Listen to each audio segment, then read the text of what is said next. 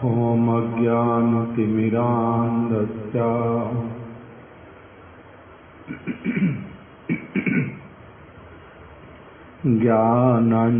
ज्ञानाञ्जनशलाकया चक्षुरुन्मीलितं येन तस्मै श्री गुरवे नमः। वाञ्छाकल्पतरुभ्यश्च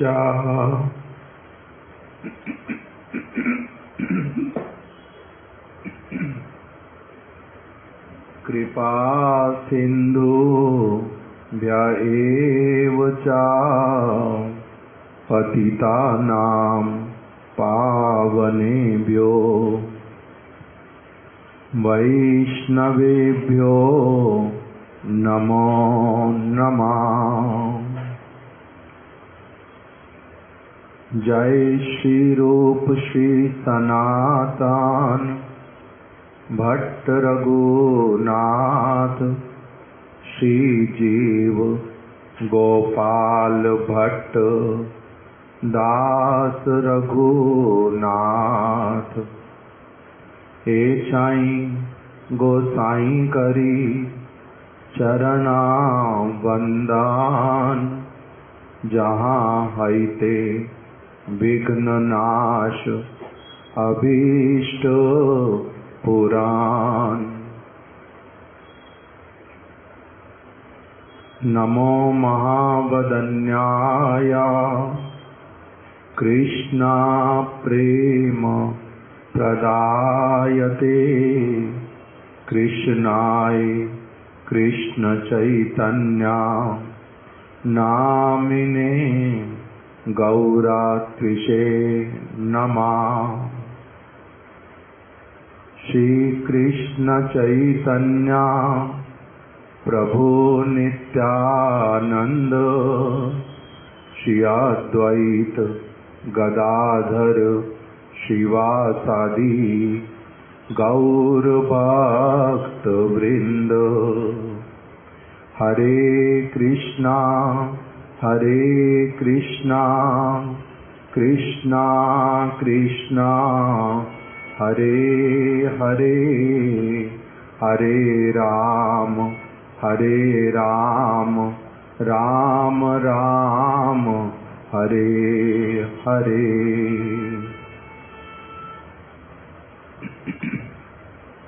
नवकिशोर प्रभु, जो हम लोग द्वितीय पत्र पढ़ रहे हैं, अभी तक 2 दिन 3 दिन श्रवण करके आपको क्या मन में समझ आया उसको 5 मिनट में हम लोगों को बताओ।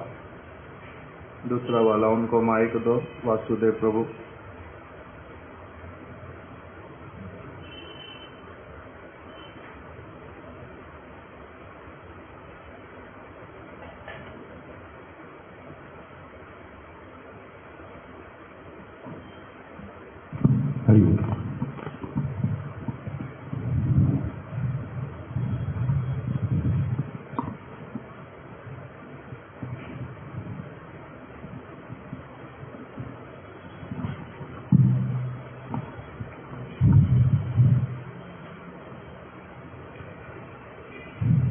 हम लोग सुन रहे हैं कि परम गुरु जी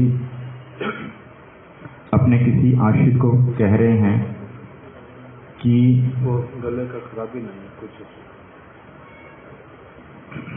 पत्र पढ़ना नहीं, उसको उल्टा करके रखो।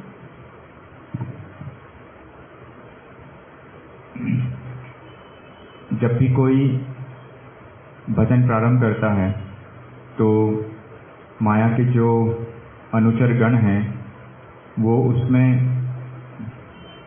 कुछ न कुछ थोड़ी बहुत विघ्न बाधा उत्पन्न करते हैं,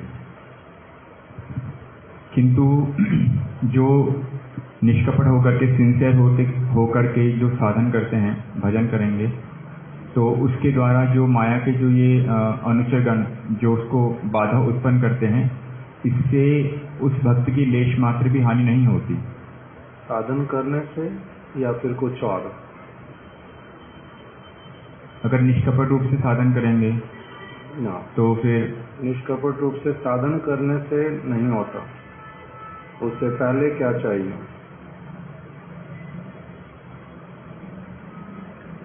बताओ रमणी मोहन प्रभु, क्या बताया है पत्र में?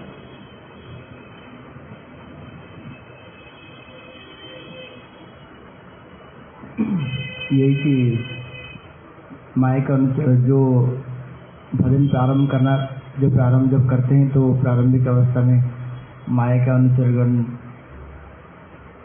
अनेक विघ्न आकर को उपस्थित कराते हैं, किंतु तब भी जो वास्तविक साधक है, ऐसे ही बताया। अब पढ़ के बताओ।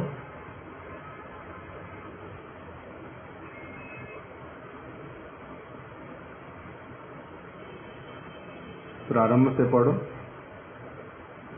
जब एक व्यक्ति श्री हरि का भजन प्रारंभ करते हैं तब माया के समस्त अनुचरगण थोड़ा बहुत उत्पात करने की चेष्टा करते हैं, किंतु श्री हरि के भक्तों का उसके द्वारा लेस मात्र भी अनिष्ट नहीं होता, बल्कि उनकी भक्ति की वृद्धि और जस का विस्तार होता है। श्री हरि के भक्तों का, उसका अर्थ क्या हुआ?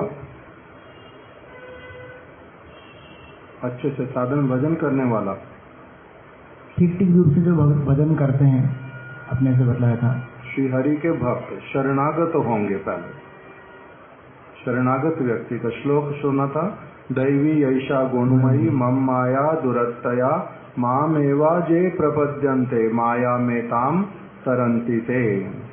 सबसे पहले हरि भजन करना प्रारंभ करेंगे, माया के अनुचरगण अनेक प्रकार के उत्पात लाभ करके खड़े कर सकते हैं, किंतु जो श्री हरि का भक्त है, अर्थात श्री हरि के जो शरणागत है, प्रॉपर जो चैनल हरि ने जिस प्रकार से बताया है उस प्रकार से अगर उनका शरणागत होकर के साधन भजन करता है, ना कि अपने आप को सबको ही लगता है हम निष्कपट साधन भजन कर रहे हैं। श्री हरि के पद्धति अनुसार, उनके द्वारा प्रिस्क्राइब विधि के अनुसार जो उनका भक्त बनता है। आगे बोलो।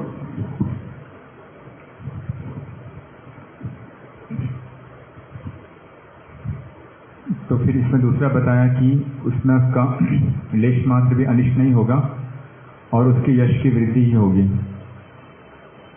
यश के साथ एक और चीज की वृद्धि पहले बताया, जो मुख्य भक्ति। कैसे?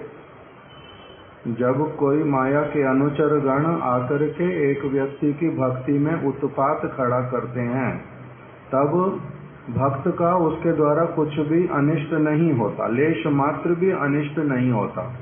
उल्टा क्या हो रहा है? उसके द्वारा उसकी भक्ति की और यश की वृद्धि होती है। उदाहरण तो बहुत सारे सुने थे, जैसे कि हरिदास ठाकुर जी का सुना था, प्रहलाद महाराज जी का सुना था, कैसे कैसे उनको बाधाएं हैं, किंतु भक्ति कैसे बढ़ी हरिदास ठाकुर जी की? उस माया का उत्पात हुआ, वैश्या उनके सामने आके खड़ी हो गई, रामचंद्र खान ने ईर्ष्या द्वेष किया, इसके द्वारा माया का जो आक्रमण है वो तो हुआ, उत्पात हुआ, किंतु हरिदास ठाकुर जी की भक्ति कैसे वर्धित हुई? हरिदास ठाकुर जी तो उससे अफेक्टेड हुए नहीं, तभी उनका भजन सब कर रहे हैं, और उनके संग से जो वैश्या आई थी उसके भी भजन में प्रवृत्ति हो गई। हरिदास ठाकुर जी की भक्ति में वृद्धि कैसे हुई, कैसे पता चल रहा है? इसका भी उदाहरण, इसको भी बताया था, बता सकते? स्मरण है?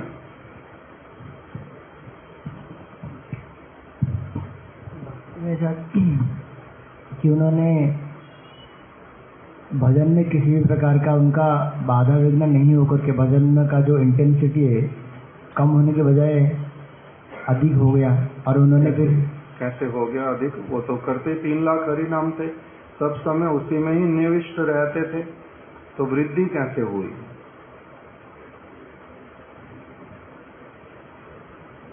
वृद्धि, फिर जैसे उनका स्मरण है इस विषय में क्या कहा था?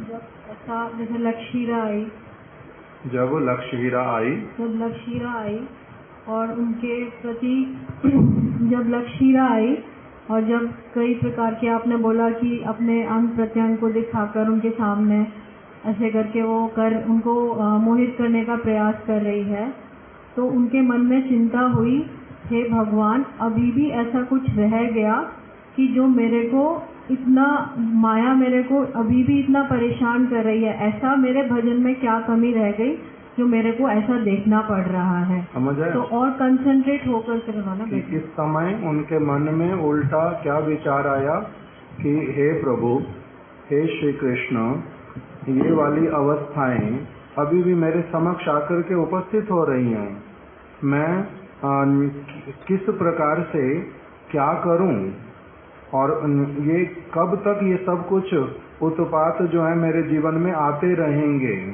मैं इससे मुक्त कब होऊंगा, इस प्रकार की भावना के साथ में अधिक उल्टा क्या हो गया उनका, भगवान के साथ में एक अलग प्रकार की भावना के साथ में संपर्क संबंध, इस प्रकार से उसको वर्णन किया था।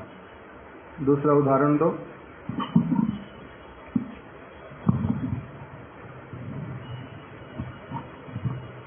इस सेंटेंस को छोड़ देते हैं, इससे उसकी भक्ति की वृद्धि होती है और उसका यश का विस्तार होता है।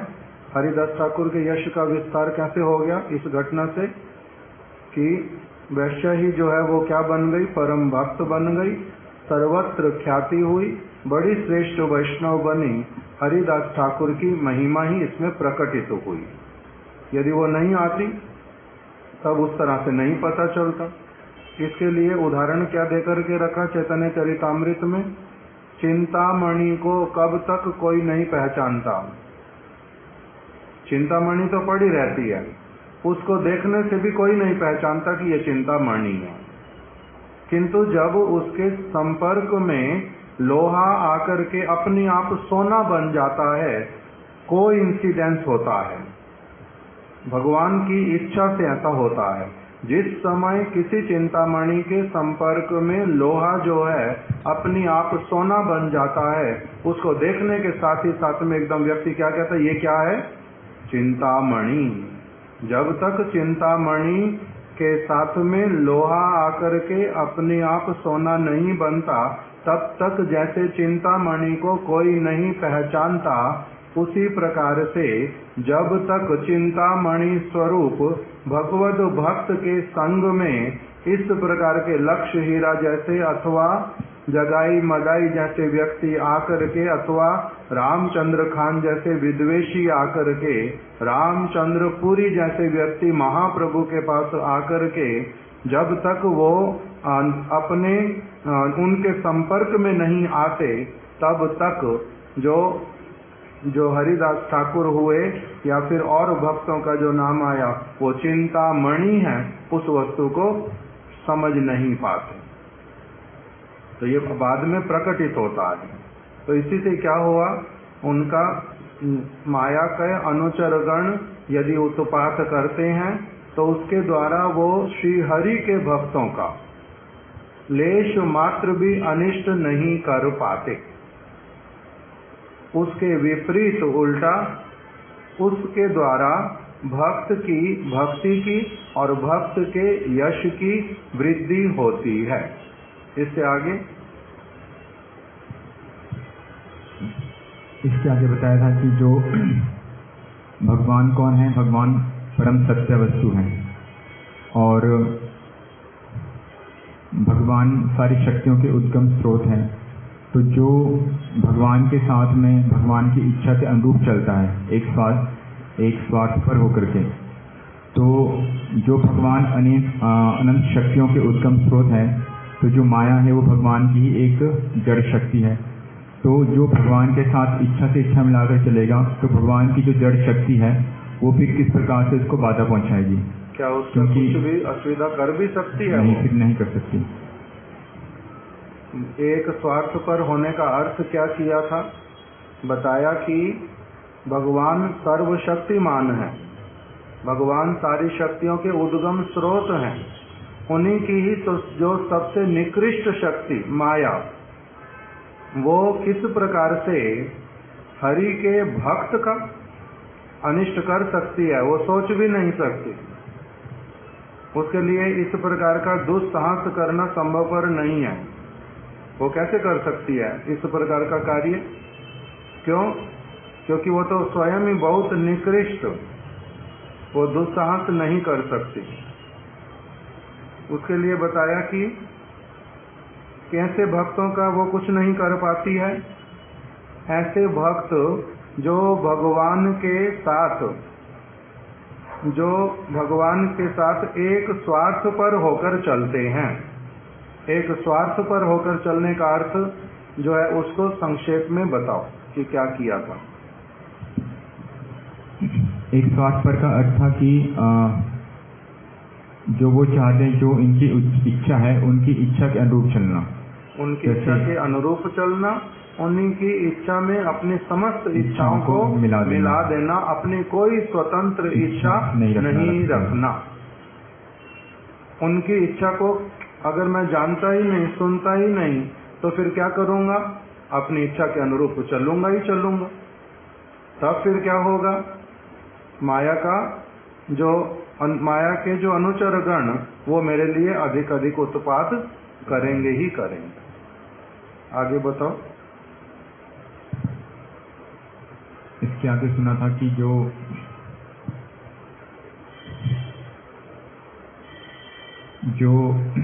भगवान में आविष्टित नहीं रहते, जिनकी बहुत सारी प्रकार की कामनाएं होती हैं, उनको सदैव सब समय पे भय बना रहता है, जैसे कि भयम दिखता अभिनिवेश था। तो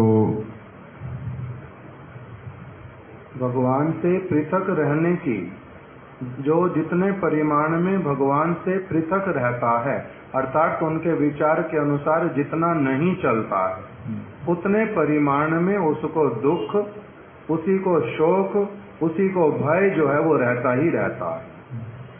और जो ऐसे वाला नहीं है, उसको फिर भय किस वस्तु का? अभय चरणारविंद। भगवान कौन है? अभय चरणारविंद। उनके चरणों की जिसने शरण ले ली, उसको फिर कोई भय नहीं रहता। किससे भय नहीं रहता? माया से, किसी भी वस्तु से। माया से क्या भय करना? उदाहरण क्या दिए थे इसके दो? एक उद्धव जी वाला था कि वो जो माया देवी को कहते हैं कि मैं तो कृष्ण के वस्त्र पहनता हूँ, उनके अलंकार। माया देवी को। माया देवी उनके सामने आई नहीं? माया देवी सामने नहीं आई, किंतु भगवान को कह रहे हैं कि माया देवी जैसे आपके जो उपभोक्ति, जो आपके चंदन गंध अलंकार जो है, सब समय उनको मैं धारण करता हूँ, आपके उचित प्रसाद को ग्रहण करता हूँ। इसलिए हम क्या करते हैं, आपके भक्त लोग इस प्रकार से माया को ही जय कर लेते हैं। ये उद्धव जी ने बोला कि हे कृष्ण, मैं जो हूँ, मैं आपका उच्छिष्ट भोजी दास हूँ, मैं आपका प्रसाद ग्रहण करता हूँ, मैं आपकी प्रसादी माला लेता हूँ, मैं आपका प्रसादी चंदन लेता हूँ, तुलसी को ग्रहण करता हूँ, आपके विषय में ही सब कुछ करता रहता हूँ। तो माया जो है उसको तो जय मैं कर जाऊंगा, इसके विषय में मैं सोचता ही नहीं। माया को जय करना कौन सा बड़ा बात? जो व्यक्ति ये सारा कुछ करता है, उसके लिए माया क्या करेगी? कुछ भी नहीं। सम्राट कुलशेखर ने क्या कहा? सम्राट कुलशेखर ने इसी प्रकार से कहा था कि माया देवी को सावधान करते हुए बोला था कि मैं क्या हूँ, मैं कृष्ण का दास हूँ, इसलिए तुम क्या करना, तुम मुझसे दूरी बना के रखो, निकट में आने की आवश्यकता नहीं तो तुम पराजित होगी और लज्जित होना पड़ेगा, इसलिए निकट में आना ही नहीं। क्या कर रही हो? मेरे निकट आती हो? पता नहीं है तुम्हें मैं भगवान श्री कृष्ण का दास हूँ? क्या कर रही हो? इस प्रकार से उनको भगा दिया सम्राट कुलशेखर ने। तो इसलिए जो दूसरा पैराग्राफ प्रारंभ किया था वहां पर पहले बताया ज्ञानहीन जनगण, जिनका अभी दुर्भाग्य बहुत बड़ा, जिनको अभी ठीक ठीक रूप में भगवान की वास्तविक वाणी उनके रियल रिप्रेजेंटेटिव के द्वारा जिनके कान में शुद्ध भक्ति की बात नहीं पड़ी है, ऐसे वाले जो ज्ञानहीन व्यक्ति, ज्ञानहीन जनगण, उनका क्या होता है, वो लौकिक वस्तुओं में ही आविष्ट रहते हैं, वो लौकिक वस्तुओं में आविष्ट रहते हैं तथा इसी कारण वे सदैव भय से ग्रस्त रहते हैं। लौकिक वस्तुओं में सदा आविष्ट रहते हैं। कौन कौन सी वस्तुएं आती हैं लौकिक वस्तुओं में, बताओ? लौकिक वस्तुओं में कनक कामनी प्रतिष्ठा मुख्य रूप से। कनक कामिनी प्रतिष्ठा, ये हो गया विशेष रूप से आपके लिए। किसी को समझ आएगा ही नहीं, हम लोगों को समझ आ जाएगा। लौकिक वस्तु मतलब कि धन संपत्ति के उसके लिए प्रयास कर रहे हैं, और स्त्री के लिए, सुंदर स्त्री के लिए, और जो भी कार्य कर रहे हैं प्रतिष्ठा की कामना के लिए कि मेरा यश बढ़े, मेरी प्रतिष्ठा बढ़े, सब लोग मुझे जाने, इन्हीं लौकिक वस्तुओं के संग्रह में ही लगे रहते हैं।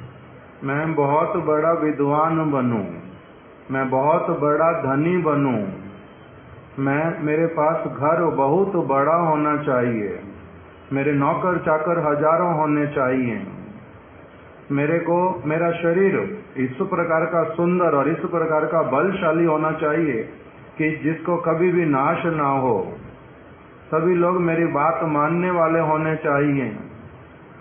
शरीर से संबंधित वस्तुएं जो कुछ भी चाहता हूँ वो सारी वस्तुओं का मेरे को विस्तार करना है। इस प्रकार की वस्तुओं में ही उसका सब समय क्या रहता है, आविष्टता।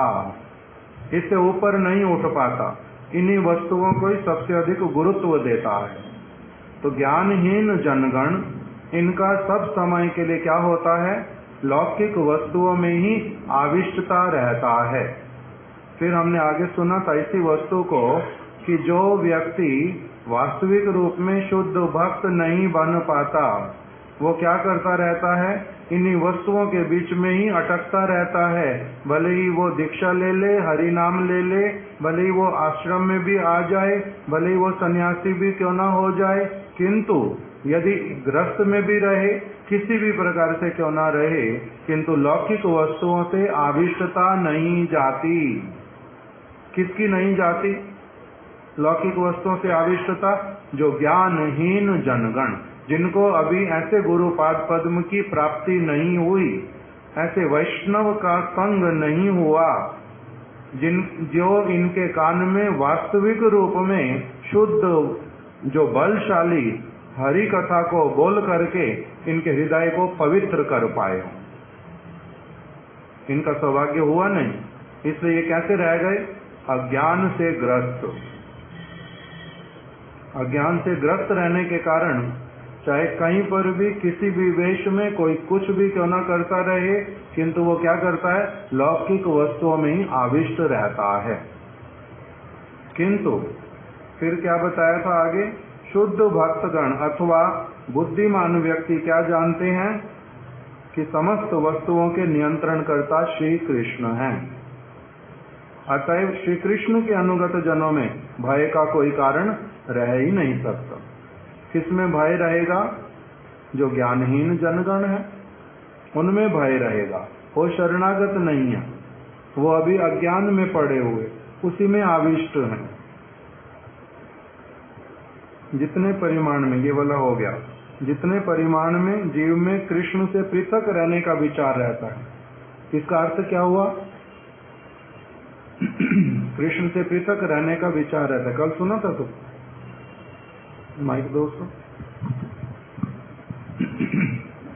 मतलब हम भगवान के विचार को नहीं ग्रहण करेंगे जितनी मात्रा में, और उतनी मात्रा में माया हम उनसे पृथक रहेंगे, और उतने ही परिमाण में क्या होगा, माया के अनुसार भय होगा, शोक होगा और मोह, दुख इत्यादि होगा। भय, शोक और क्या बताया, शोक मोह भय। शोक मोह लिखा नहीं था, वहां पर 3 और शब्द बोले तो भय आ गया उसमें, दुख भय और शोक। ये तीनों चीजें रहेंगी। उसके बाद वाला जो विषय है राधा रमन प्रभु बता सकते, उसके बाद थर्ड पैराग्राफ में क्या सुना था, लोगों को दिखाने के लिए, ये वाला बताओ, अथवा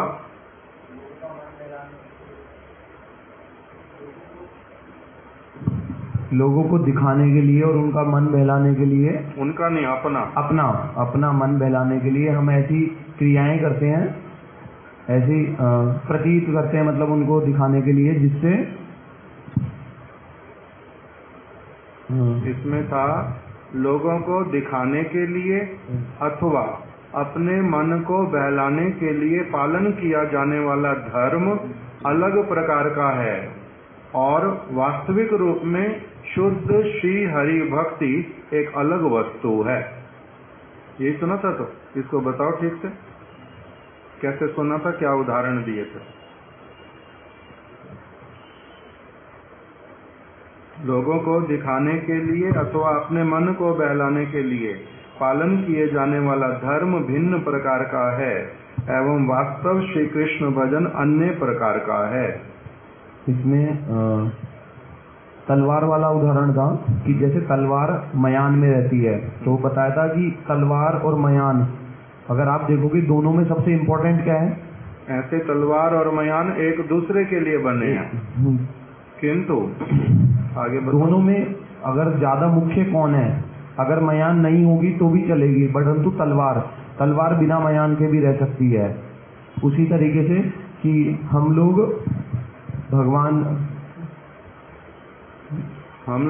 भगवान के लिए बने हैं, मयान तलवार के लिए बनी है, तलवार मयान के लिए नहीं। तो उसी प्रकार अगर हम तलवार भी है मयान के लिए, किंतु मयान जो है वो किसके लिए बनी है, तलवार के लिए, तलवार की सेवा के लिए, तलवार के ऊपर मिट्टी ना आए, इसीलिए वो उसके लिए बनी है। तो इसी प्रकार से जो भक्त हैं वो भगवान की सेवा के लिए बने हैं, वो भगवान की सेवा के लिए बने हैं। तो इसीलिए अगर वही सेवा ही नहीं करते तब फिर क्या है, जो कुछ भी और करते हैं वो केवल लोगों को दिखलाने के लिए अथवा अपने मन को बहलाने के लिए पालन किया जाने वाला धर्म है।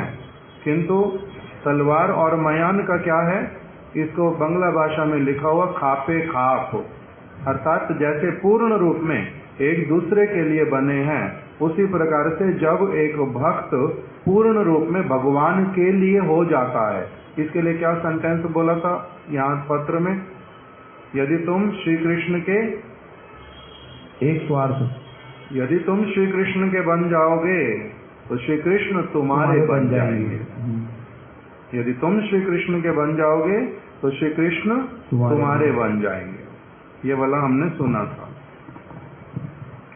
उसी पर जैसे एक तलवार मयान के भीतर रहती है, उसी प्रकार श्री कृष्ण की इच्छा के साथ अपनी इच्छा को संपूर्ण रूप से मिला लेने से ही शुद्ध भक्ति होगी।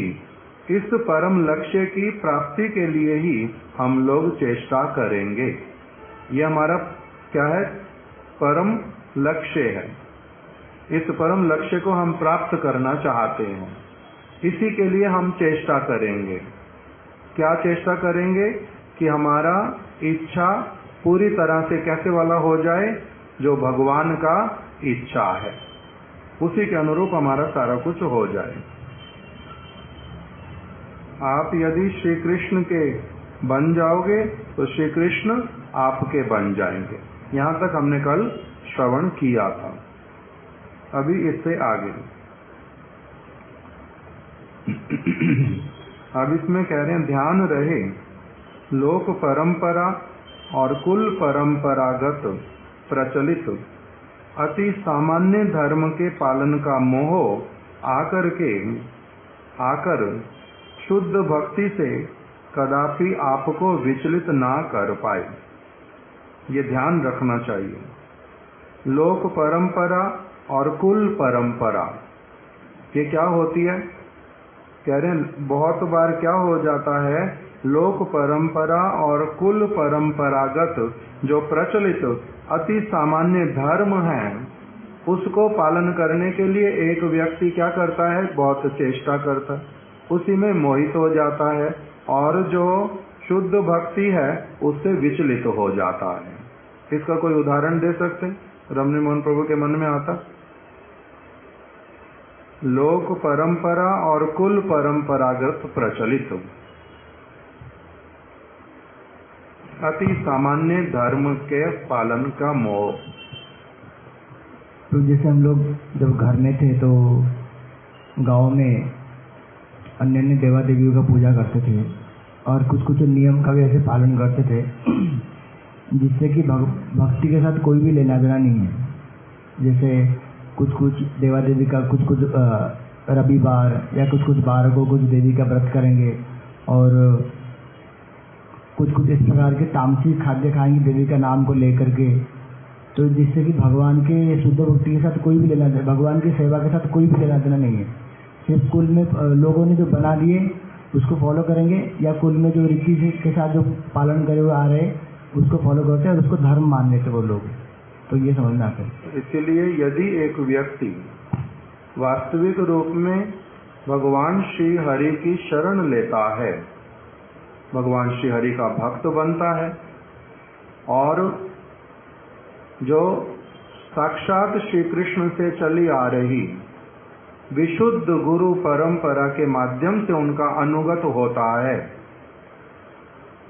तब फिर उसके लिए क्या हो जाता है, जो समस्त क्रियाएं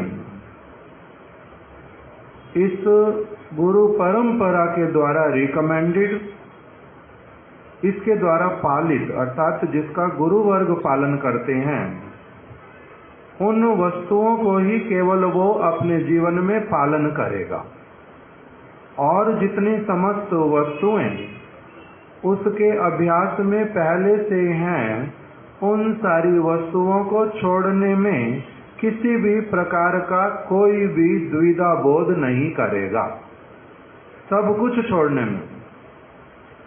कृष्ण भक्ति कैले सर्व कर्म कृत्य है।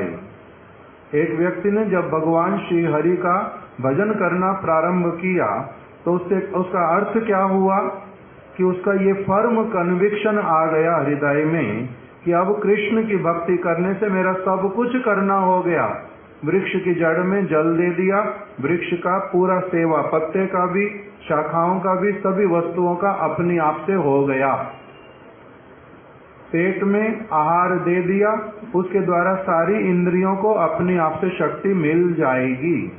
इसी प्रकार से श्री हरि का जब मैंने भजन करना प्रारंभ किया है, अब इसके द्वारा मेरा क्या होगा, मेरे को और किसी भी जो वस्तुएं मैंने पहले लौकिक लोगों के माध्यम से सीखी अथवा मैंने कुल के माध्यम से सीखी, उन सारी वस्तुओं को अब मुझे पालन करने की कोई आवश्यकता नहीं है, मुझे कोई आवश्यकता नहीं है। इस प्रकार का फर्म कन्विक्शन जब आ जाता है तब इसको क्या कहते हैं, इस व्यक्ति का श्री हरि की भक्ति में, श्री हरि के अस्तित्व में, श्री हरि की परमेश्वरता में अब इसका दृढ़ विश्वास स्थापित हुआ है। यदि मैं लौकिक क्रियाएं, लोक परंपरा प्रचलित अथवा कुल परंपरा प्रचलित कुछ क्रियाएं वहां पर भी मन को लगा करके करता हूं, तब उसके द्वारा असुविधा होती है। कुछ कुछ फॉर्मेलिटी के कारण करना पड़ता, मन नहीं है उसमें, किंतु घर में शांति रखने के लिए, अथवा कहीं पर गए, जैसे गुरुदेव एक बार मथुरा मठ के पास में कुछ सिंधी लोग रहते हैं, वो सिंधी लोग जो हैं मंदिर में भी आते जाते हैं, किंतु उनका कोई एक आराध्य देव है, कुल देवता, जिसको वो लोग कहते हैं झूलेलाल, शायद झूलेलाल ही, झूलेलाल। तो उनका कुछ तिथि आया, उसके लिए उन्होंने उत्सव किया बड़ा। अब गुरुदेव को वहां पर कार्यक्रम में भी उन्होंने निमंत्रण किया, गुरुदेव वहां पर गए, हम सभी लोग भी गए। वहां पर गुरुदेव ने उनकी कथा में प्रारंभ में कहा कि जो आप लोग सिंधी लोग हैं, झूलेलाल को जो मानते हैं, झूलेलाल जी की कुछ न कुछ शिक्षा इत्यादि अच्छी अगर हैं ना होती तो तब आप लोग उनको पालन क्यों करते। तो जो भी व्यक्ति जगत में कुछ न कुछ अच्छी शिक्षा किसी को सिखलाता है उसका भगवान के साथ में कहीं न कहीं संबंध होता है। तो अभी ये इस प्रकार से बतला दिया। इसको बतलाने का अर्थ क्या है कि वो झूलेलाल जी के भक्त हैं, वो झूलेलाल जी को अप्रिशिएट करते हैं, इन रियलिटी झूलेलाल जी को जानते हैं नहीं, किंतु वहां पर केवल मात्र एक भूमिका के माध्यम से उन्होंने भगवान के अस्तित्व को सर्वश्रेष्ठ स्थापित कर दिया।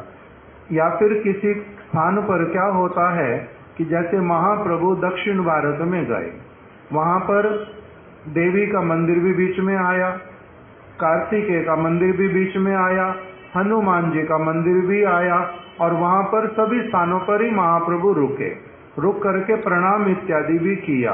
क्या इसके द्वारा वो उनके भक्त बन गए? भक्त बने नहीं। वो मंदिर बीच में आ गया, उनको भगवान के दास दासी जान करके भगवान ने इनको कोई एक सेवा का अधिकार प्रदान किया हुआ है। और ये सभी जब साधारण जीवात्माएं ही सारी, वो कौन है? भगवान के विभिन्न अंश हैं, तब फिर ये देवी देवता भी भगवान के विभिन्न अंश ही तो हैं। ये भी तो भगवान के विभिन्न अंश हैं। जब समस्त जीवों में किसको देखना है? हमारे को शास्त्रीय भाषा में बता दिया कि जीवे सम्मान दिवे जानी कृष्ण अधिष्ठान।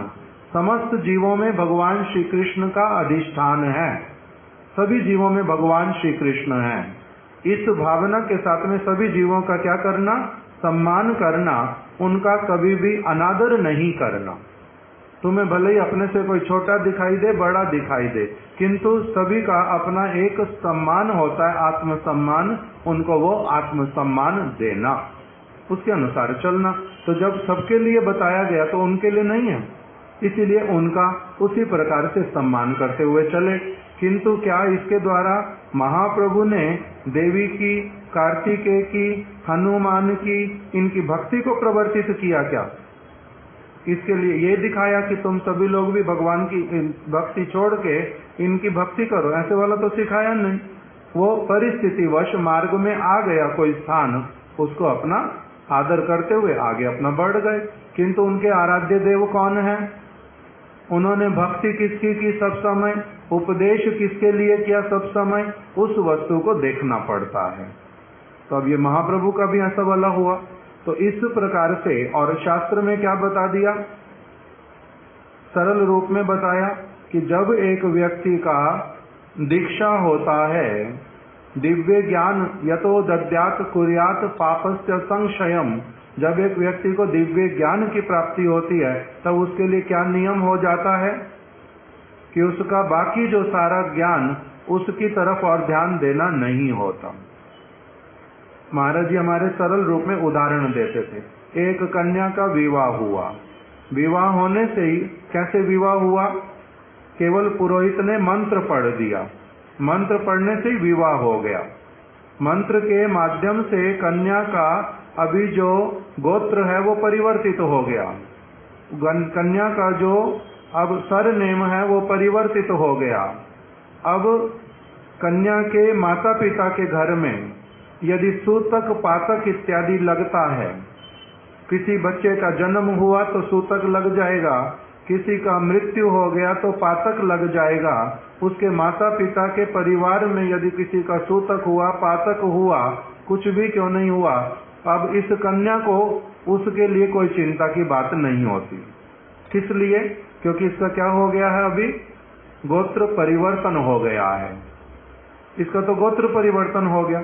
इसी प्रकार से जो विष्णु मंत्र में दीक्षित होते हैं, हम लोगों की दीक्षा हुई, उस कन्या का जीवित अवस्था में ही केवल मंत्र पढ़ने से एक मुहूर्त में ही उसका जब गोत्र बदल जाता है, तब उसी प्रकार से दीक्षा जब लेते हैं, गुरुपाद पद्म यदि विशुद्ध परंपरा के अंतर्गत हैं, उन्होंने मंत्र दिया तो साथ ही साथ में जैसे ही उन्होंने मेरे को नया जन्म दिया, मेरे को अपने बालक के रूप में स्वीकार कर लिया, गायत्री मेरी माता हुई, और गुरु पाद पद्म मेरे पिता हुए, उसी समय से मेरा क्या हो गया, जब जन्म ही दूसरा है तो गोत्र क्या हो गया, परिवर्तित हो गया।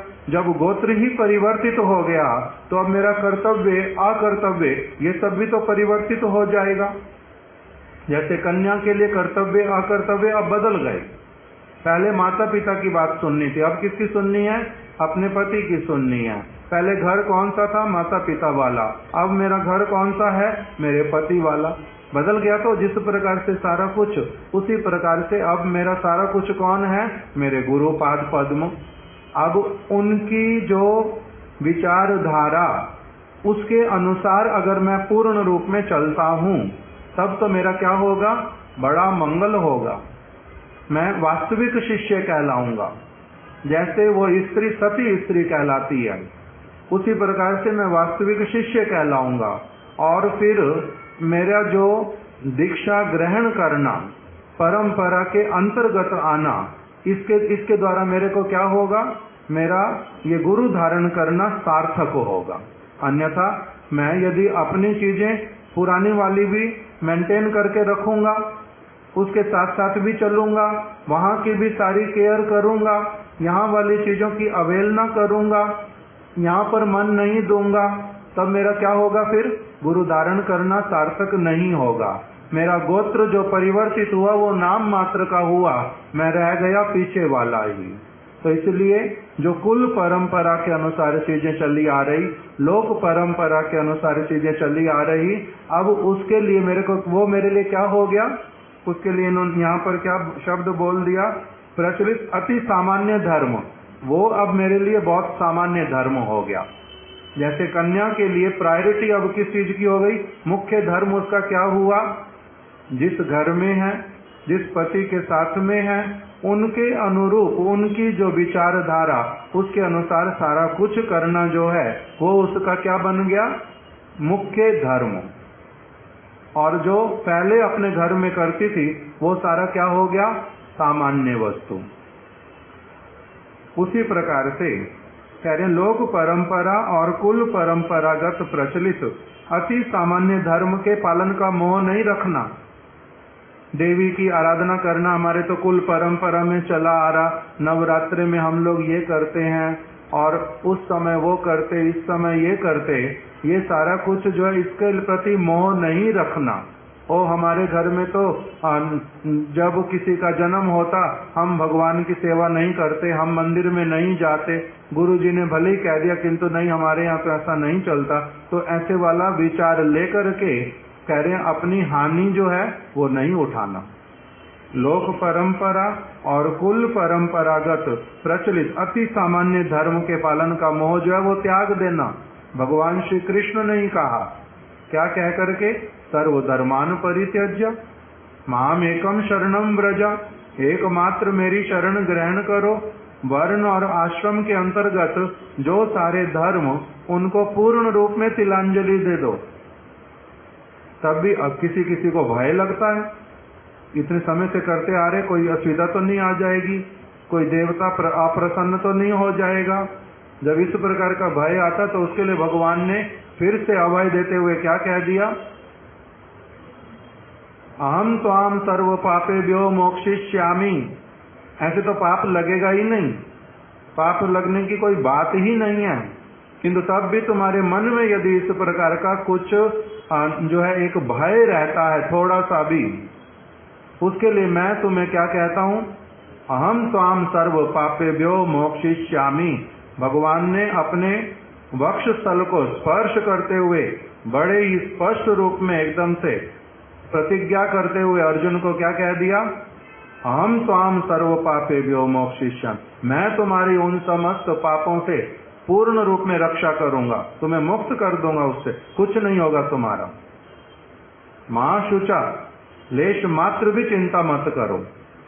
इसलिए कुल परंपरागत, लोक परंपरागत जो अति सामान्य धर्म, उसके पालन का मोह आकर के शुद्ध भक्ति से कदापि आपको विचलित ना करे, इस प्रकार का कार्य करना। लोगों को दिखलाने के लिए अथवा अपने मन को बहलाने के लिए पालन नहीं करना बहुत सारी चीजें, नहीं तो उसका नाम वास्तविक रूप में शुद्ध भक्ति नहीं होता। लोगों को दिखाने के लिए नहीं करना, अपने मन को बहलाने के लिए भी नहीं करना। फिर उसके बाद बतला रहे हैं, वे सभी व्यक्ति जो आपके श्रीहरि भजन की चेष्टा में बाधा प्रदान करते हैं। हम लोगों को बहुत बार इस चीज को ठीक ठीक रूप में देखना चाहिए। हमें बहुत बार, मेरे तो अपने लिए बोलता हूँ, मेरे को बहुत बार पता ही नहीं चलता कि मेरी हरि भक्ति करने में कौन सा व्यक्ति जो है वो बाधा प्रदान कर रहा है, ये भी पता नहीं चलता, मूर्खता के कारण। कोई आकर के समय जितना नष्ट करे पता ही नहीं चलता, कैसे उस चीज को ठीक रखना वो पता नहीं चलता, कौन क्या करेगा पता नहीं चलता। किंतु यहाँ पर बोल रहे हैं इस वस्तु के लिए बुद्धिमान बनना पड़ता है। जय जन कृष्ण भजे से बड़ो चतुर। जो व्यक्ति भगवान श्री कृष्ण का भजन करता है वो कैसा होता है वास्तविक रूप में? से बड़ो चतुर, वो बहुत चतुर होता है। चतुर नेगेटिव सेंस वाला नहीं, लोगों को मूर्ख बनाने में चतुर, ऐसे वाला नहीं। इन रियलिटी भगवान कृष्ण की वास्तविक इच्छा को पूर्ण रूप में आत्मसात करने में समर्थ जो है, जो पूरी तरह से उनमें नियुक्त रह पाता, अलग से वो किसी को कुछ भी फायदा नहीं उठाने देता। श्री कृष्ण को अगर किसी और को थोड़ा सा भी कहीं फायदा उठाने देगा, इसका अर्थ क्या हुआ? श्री कृष्ण को हानि पहुंचवाएगा। मैं श्री कृष्ण के लिए हूँ, 100% उन्हीं के लिए हूँ, उन्हीं के लिए 100% डेडिकेटेड, उन्हीं के लिए 100% सरेंडर्ड होना चाहिए हूँ, उन्हीं के सब वस्तुएं उन्हीं के लिए करनी चाहिए। अगर मैं उनके अतिरिक्त किसी और के लिए कुछ भी करता हूँ तो इसके द्वारा क्या होगा? उनकी सेवा में तो मैंने कमी कर दी, उनके प्रति मेरा प्रीति जो है वो पता चल गया कि उतना गाढ़ा वाला अभी नहीं है। इस प्रकार का मेरा स्थिति होगा। तो इसलिए यहाँ पर कह दिया कि जो ऐसे व्यक्तियों को भी पहचानना पड़ता जो क्या कर रहे हैं, मेरी हरि भक्ति में बाधा उत्पन्न कर रहे हैं। जैसे बलि महाराज जी ने पहचाना, किस प्रकार से किसको पहचाना उन्होंने? शुक्राचार्य जी को। ये तो मेरे हरि के सेवा के बीच में बाधा उत्पन्न कर रहे हैं। और भरत जी ने पहचाना कैकेयी के विषय में कि ये कौन, ये क्या कर रहे हैं, मेरे हरि भजन में बाधा उत्पन्न कर दी। राम को मेरे से 14 साल के लिए दूर कर दिया, ये तो इन्होंने बड़ा असुविधा वाला काम कर दिया मेरे लिए। उसको पहचान लिया ना, तब इसलिए उन्होंने कहा मैं इसको कभी माता नहीं कहूंगा अपने मुख से। बलि महाराज जी ने कहा मैं इनको गुरु नहीं कहूंगा कभी मुख से। ये तो हरि के भजन में बाधा उत्पन्न करते हैं।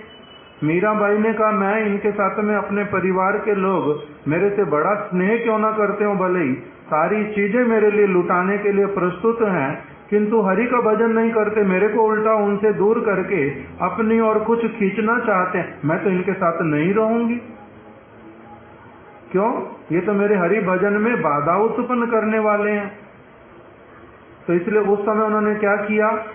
चतुर वाला कार्य किया कि नहीं, हमें क्या करना है वो हमें भी सोचना है। माता है तो क्या हुआ, गुरु है तो क्या हुआ, और परिवार के सदस्य हैं तो क्या हुआ। और भी ऐसे बहुत सारे उदाहरण आ सकते हैं। जैसे शिला स्वामी महाराज जी, उन्होंने अपने घर को कब छोड़ा? उनकी पत्नी उनके द्वारा लिखे गए गीता के भाष्य को उसने रद्दी में बेच दिया। क्यों किया तुमने ऐसा? तो बोलती है कि मेरे को चाय की पत्ती खरीदनी थी। रद्दी बेचने वाला आया, कबाड़े का सामान दे दो, उसके बदले में चाय पत्ती ले लो। तो मैंने ले ली। तो तुम्हारे को चाय की पत्ती ज्यादा प्रिय है ना मैं ज्यादा प्रिय है? तो उसने बोल दिया चाय की पत्ती। तो उसी समय सोच लिया जो मेरे को और घर में नहीं रहना, तो चले गए वहां से, वृंदावन आ गए। सम्राट कुलशेखर, उनको ऐसे वाले मंत्री मिल गए जिन्होंने उनके मंदिर में से ठाकुर जी के श्रृंगार की चीजें चोरी कर ली, सोने चांदी की। उन्होंने जब स्वीकार कर लिया बाद में कि हमने ही चोरी किया, तो सम्राट कुलशेखर साथ ही साथ में क्या कह के चले गए? कौन सा श्लोक? ततो दुसंगम उत्सृज्या सत्सु सज्जेत बुद्धिमान।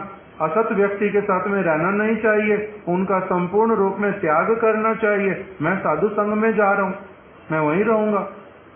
साथ साथ में छोड़ के चले गए सारी चीज को। उन्होंने कहा हम आगे से ऐसा कभी नहीं करेंगे, हम कभी नहीं करेंगे। तुम करोगे नहीं करोगे वो तुम्हारा काम, मैंने जो करना मैं अपना काम करने जा रहा हूं। इस प्रकार से कह के चले गए।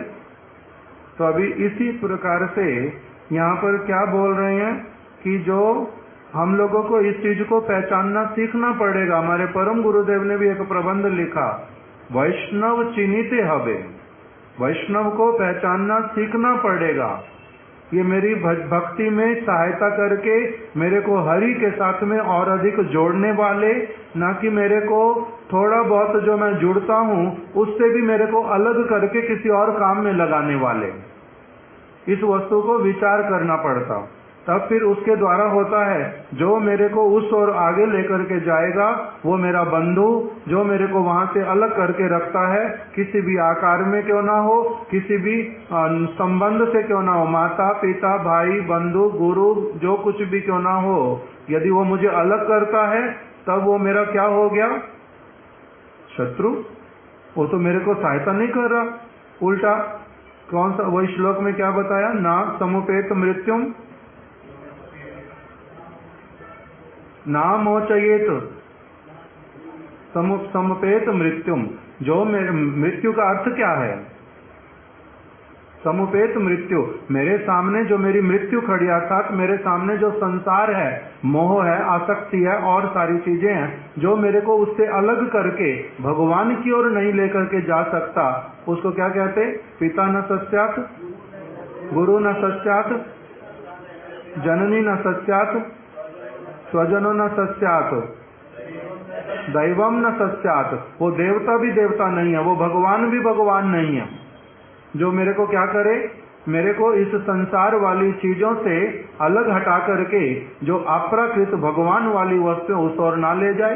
यही तो मेरी मृत्यु है। माया सामने खड़ी है, मेरे को ग्रास करेगी और ये मेरे को कोई बचा नहीं रहा, मेरे को बता नहीं रहे कि ये माया है, उल्टा मेरे को उसी तरफ धकेल रहे हैं। वैसी वाली मेरे से बात करना, वैसे वाले कार्य में मेरे को नियुक्त करना। तो इसलिए मेरे को ये समझने के लिए क्या करना पड़ेगा? अपने आप को अपलिफ्ट करना पड़ेगा कि कौन मेरा बंधु, कौन मेरा बंधु नहीं, कौन हरि की ओर ले जा रहा, कौन हरि से मेरे को दूर खींचना चाहता है।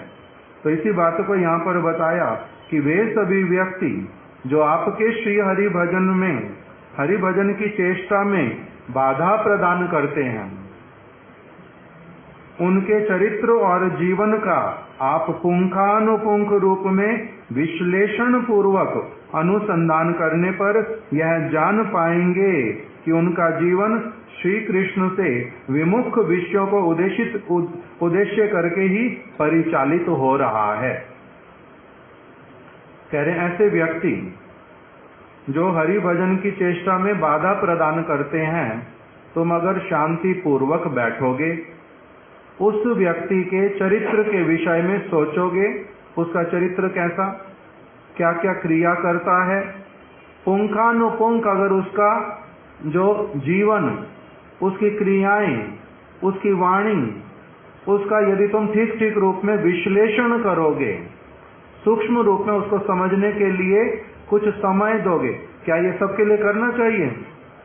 ऐरा गहरा नत्थु कहरा जो कोई भी सामने आया उसके चरित्र के विषय में, उसके बारे में सुनना, समझना, उसकी साइकोलॉजी कैसी, वो सोचता क्या है, क्या करता है, सबके बारे में सोचना नहीं, उसके लिए आवश्यकता नहीं है। किंतु जिनके साथ में मेरे को बहुत क्लोजली रहना पड़ता है, उन लोगों में से कौन मेरे को हरि भजन में सहायता करता, कौन मेरी हरि भजन में बाधा उत्पन्न करता, उनके विषय में सोचना पड़ता है। सबके विषय में सोचने बैठूंगा कितने जन्म चले जाएंगे, लेना देना कुछ होगा नहीं। जिनके साथ में रहते उनमें से कौन मेरी भजन की चेष्टा में बाधा उत्पन्न कर रहे, कौन मेरी सहायता कर रहे, उनके उद्देश्य क्या है, उनका लक्ष्य क्या है जीवन का, उनकी क्रियाएं क्या हैं, उनकी वाणी कथनी और करनी अलग है ना एक है, इस वस्तु को अच्छी तरह से देख करके चलना चाहिए। इस वस्तु को अच्छी तरह से देख करके चल, तभी संग करूंगा, नहीं तो संग करूंगा क्यों उसमें असुविधा अपने लिए खड़ी करूंगा उल्टा। तो कह रहे हैं अगर एक व्यक्ति वास्तविक रूप में जो मेरा बंधु होगा, जो वास्तविक रूप में भगवान का भक्त होगा, वो सब समय मेरे को हरि भजन करने में सहायता करेगा, उसके लिए मेरे को सुयोग देगा, उसी के लिए सब कुछ करेगा। किंतु जो बाधा उत्पन्न करता है, इसका अर्थ क्या है, वो अभी हरि का भक्त नहीं है। पुंखानुपुंख अगर उनका विचार करेंगे, इसलिए हमारे महाराज जी हमें क्या सिखाते थे, एक मंत्र सिखाते थे कथा बोल करके। शिला जाजावर गोस्वामी महाराज जी ने एक मंत्र सिखा दिया मेरे को, खाइया देखी चोस। किसी के साथ में अच्छे से व्यवहार करके देखा है तो, जब तक अच्छे से व्यवहार करके देखा नहीं तब तक किसी को अच्छा और बुरा कहना नहीं, उसके बारे में कोई विचार नहीं रखना, अपना मंतव्य बनाना नहीं। बहुत दिनों तक पहले व्यवहार करो, देखो तो सही उसका करनी कैसा है, कथनी कैसा है। इस सारी वस्तु को अच्छे से देखा है तो। दूसरा बोलते थे, मोरले यदि उड़ले छाई तबे सतिर गुण गाई। किसी व्यक्ति के गुण तभी गाना जब तुम्हारे को पता चले बहुत लंबे समय तक कि इस व्यक्ति का वास्तविक उद्देश्य तुम समझ पाओ, जब ठीक ठीक रूप में खुद समझ, यदि योग्यता ना हो तब भी नहीं समझ पाते, पागल बनते रहते हैं। इसको हम लोगों ने पिछले दिनों में भी बहुत सारे उदाहरणों में सुना था कि किस प्रकार से मेरा अपना मैंने बताया कि कैसे पहले कभी महानिधि स्वामी महाराज जी की बात मान के, कभी किसी और की बात मान के ना जाने क्या क्या करते रहे, और सारा कुछ बाद में पता चलता ये क्या है, सारी गड़बड़। तो भाई सारा कुछ ही गड़बड़। तो उस प्रकार से कह रहे हैं कि ऐसे व्यक्ति जो हरि भजन की चेष्टा में बाधा प्रदान करते हैं, उनके चरित्र का, उनके जीवन का पुंखानुपुंख।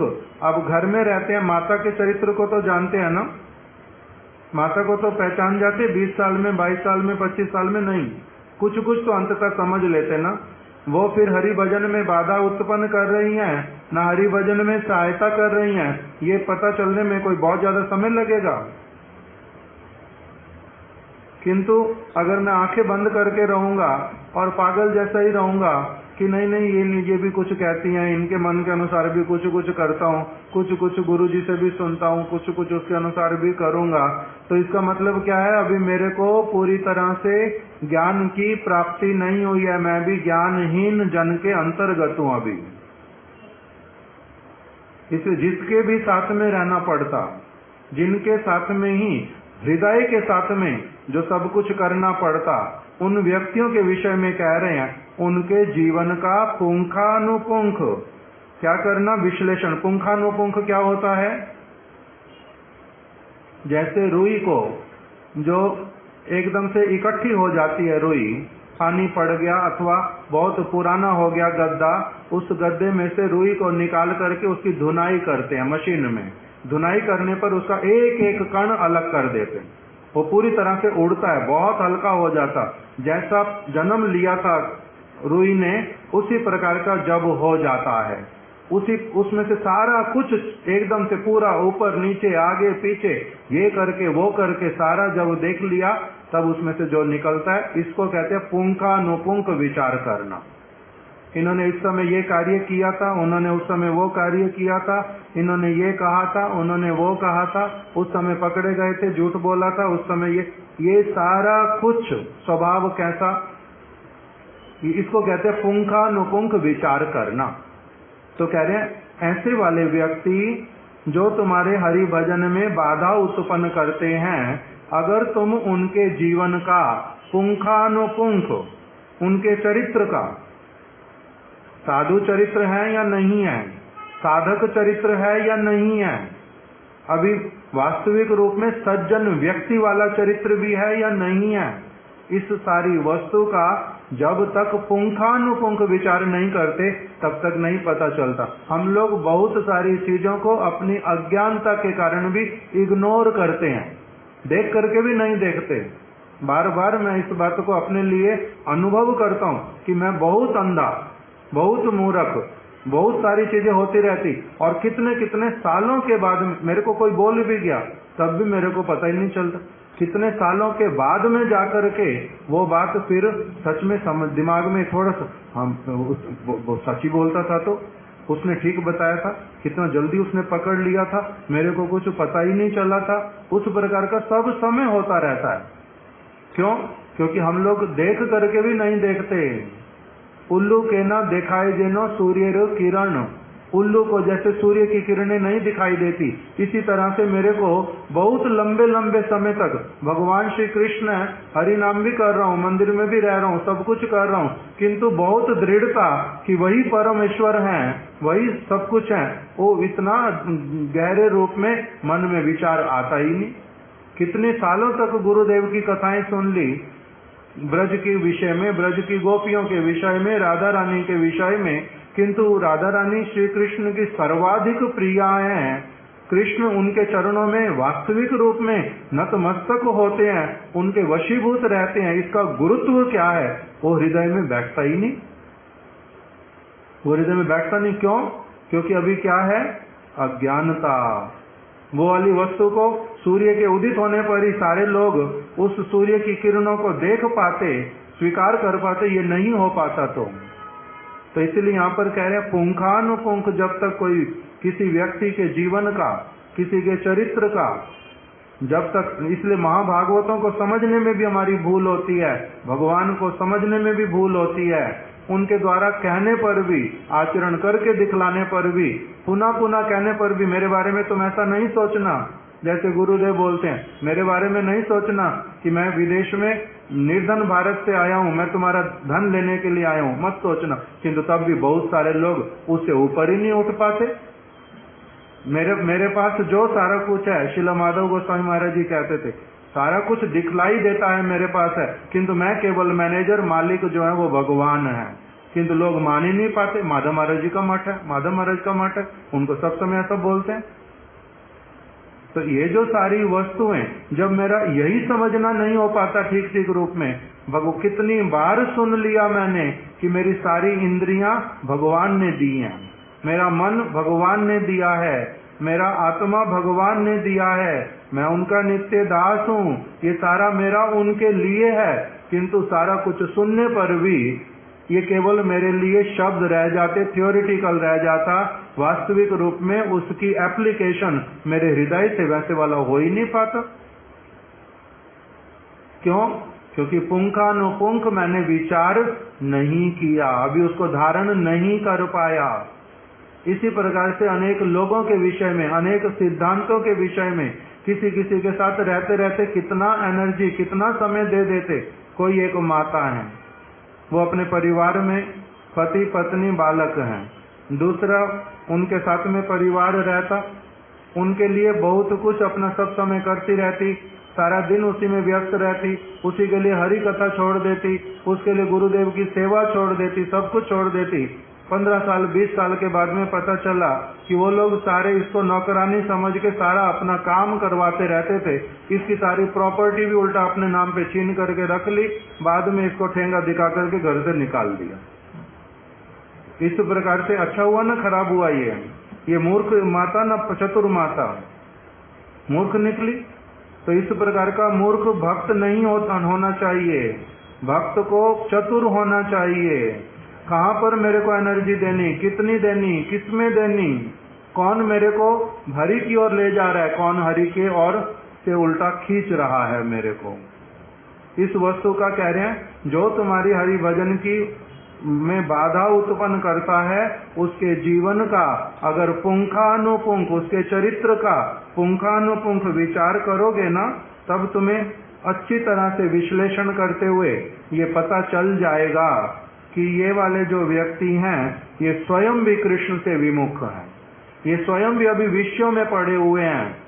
नहीं तो जो भगवान की भक्ति की ओर लगेगा वो सभी का सहायक होगा, सभी की हरि भक्ति में उनको आगे बढ़ाने के लिए चेष्टा करेगा, ना कि उनको कोई भी ऐसा परामर्श, कोई भी उनको ऐसी क्रिया करने के लिए कहेगा जो उसको हरि से दूर करके लेकर के जाए।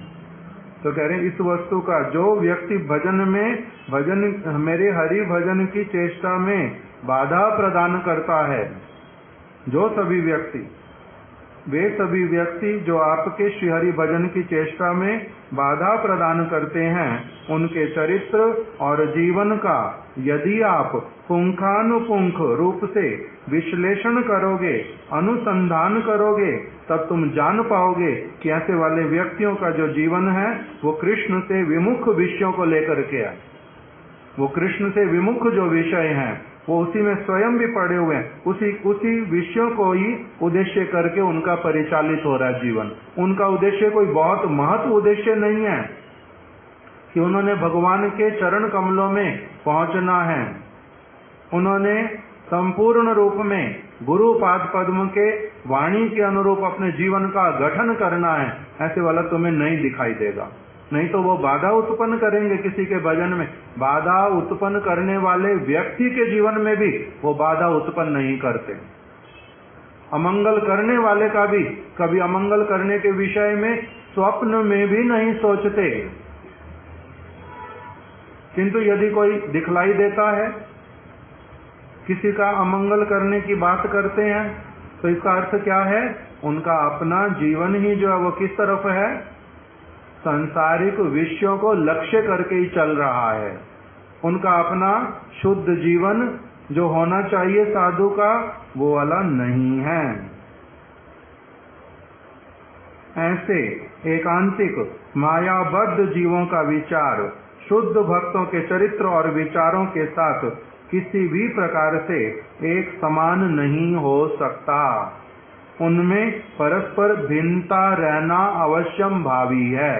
एक शुद्ध भक्त और जो भगवान की भक्ति की ओर लक्ष्य करके उद्देश्य करके चल रहा है, और एक व्यक्ति जिसका अभी बहुत प्रकार का अनर्थ है और जो केवल मात्र जागतिक वस्तुओं को ही, विषयों को ही उद्देश्य करके चल रहा है, उनके जीवन में बहुत बड़ा अंतर है। भिन्न है उनका जीवन, उनमें परस्पर भिन्नता अवश्यम भावी है। उनका चरित्र, उनके विचार कभी एक नहीं हो सकते। साधु का चरित्र अलग प्रकार का होगा और जो असाधु होगा उसका चरित्र अलग प्रकार का होगा।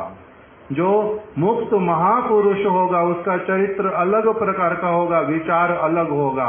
और जो अभी अनर्थग्रस्त है उसका विचार और उसका चरित्र अलग होगा। जो व्यक्ति सिंसियरली भजन करने के लिए प्रयास कर रहा है और जो अभी सिंसियरली नहीं प्रयास कर रहा है, उसके जीवन चरित्र में और उसके विचार में अवश्यमेव अंतर होगा ही होगा। एक जैसा नहीं हो सकता, अंतर होगा ही होगा। इसीलिए सुचतुर भक्त जन, जो सुचतुर होते हैं, अर्थात भजन विषय को अच्छी प्रकार से जो समझते हैं, वो इस वस्तु को भली प्रकार से धारण कर पाते हैं। इसलिए उनके लिए सभी लोग सारे एक जैसे नहीं होते, सारे भक्त एक समान नहीं होते। सनातन गोस्वामी जी के लिए प्रहलाद महाराज जी का स्तर, ध्रुव महाराज जी का स्तर, अम्बरीश महाराज का स्तर, पांडवों का स्तर, हनुमान का स्तर, गोपियों का स्तर एक जैसा नहीं है। उनके लिए क्या है? जिसका जो स्तर है उसके अनुसार वो उसको देख पाते हैं। ये ज्ञानी भक्त है, ये कर्मी भक्त है, ये ज्ञान मिश्रा भक्ति करने वाला है, ये शुद्ध भक्ति करने वाला है, ये प्रेमिक भक्त है, ये अभी बहुत और उन्नत अवस्था प्रेम आतुर भक्त है। सबका उनको अलग प्रकार से दिखलाई देता है। क्यों? क्योंकि वो क्या हो गए भजन करते करते सुचतुर। सुचतुर भक्तों का विचार अलग होता, और जो साधारण है वो क्या कहते, भक्तों में भी अब अंतर करने बैठे हैं, ये भी कोई बात है, हनुमान अलग गोपियां अलग, इसमें भी ऊंचा नीचा होता है, ये कोई बात है। वो इस प्रकार की बातें बोलें, क्यों? क्योंकि उनको अभी कुछ भी नहीं पता है। आज तक यहीं रख देते, अब इससे आगे वाला कल श्रवण करेंगे। वांछा कल्पतरुभ्यश्च कृपा सिंधुभ्य एव च पतितनां पावनेभ्यो वैष्णवेभ्यो नमो नमः।